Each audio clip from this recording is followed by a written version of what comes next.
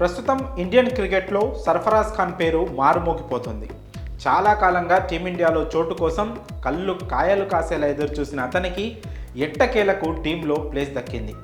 ఇంగ్లాండ్తో గురువారం ప్రారంభమైన 3వ టెస్ట్తో అంతర్జాతీయ క్రికెట్లోకి ఎంట్రీ ఇచ్చాడు సర్ఫరాజ్ ఖాన్.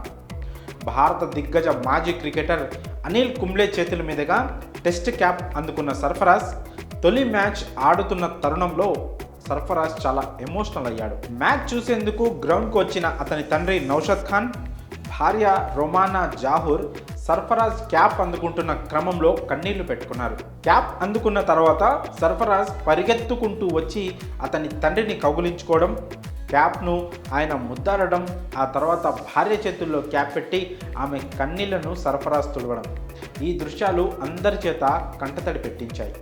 ఆ తర్వాత తొలి రోజే బ్యాటింగ్కు దిగిన సర్ఫరాజ్ సూపర్ ఇన్నింగ్స్తో అందరినీ ఆకట్టుకున్నాడు. 48 బంతుల్లోనే హాఫ్ సెంచరీ పూర్తి చేసి అదరగొట్టాడు. ఆ వెంటనే 62 రన్స్ చేసిన తర్వాత జడేజాతో మిస్కమ్యూనికేషన్ కారణంగా దురదృష్టవశాత్తు రన్అట్ అయ్యాడు.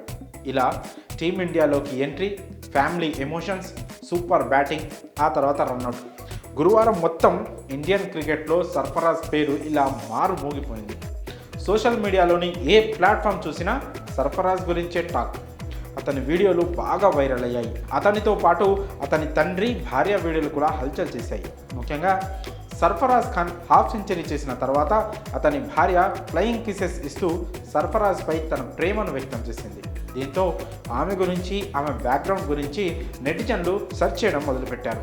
సర్ఫరాజ్తో తన మ్యారేజ్ ఎలా జరిగింది, వాళ్ళది లవ్ మ్యారేజేనా, అరేంజ్ మ్యారేజా, లేక లవ్ అరేంజా అని చాలామంది తెలుసుకోవాలని ఆసక్తి కనపరిచారు. అయితే సర్ఫరాజ్ ఖాన్ది లవ్ కమ్ అరేంజ్డ్ మ్యారేజే.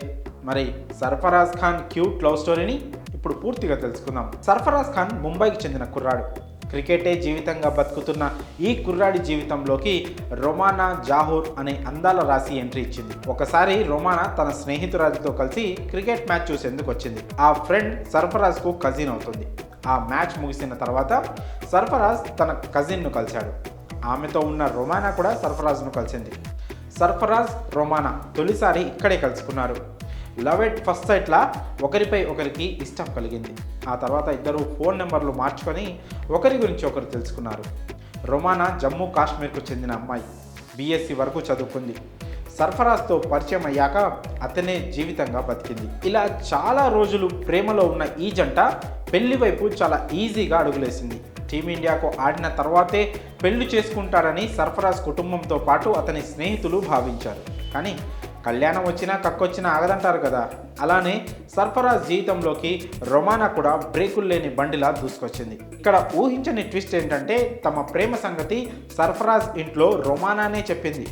సర్ఫరాజ్ను తాను ఇష్టపడుతున్నానని, అతన్నే పెళ్లి చేసుకుంటానని కుండ బద్దలు కొట్టినట్లు చెప్పేసింది. తండ్రి అంటే ఉన్న భయంతో సర్ఫరాజ్ ముందు ఓపెన్ కాలేకపోయాడు. కానీ రొమానానే సర్ఫరాజ్ ఫ్యామిలీని ఒప్పించింది.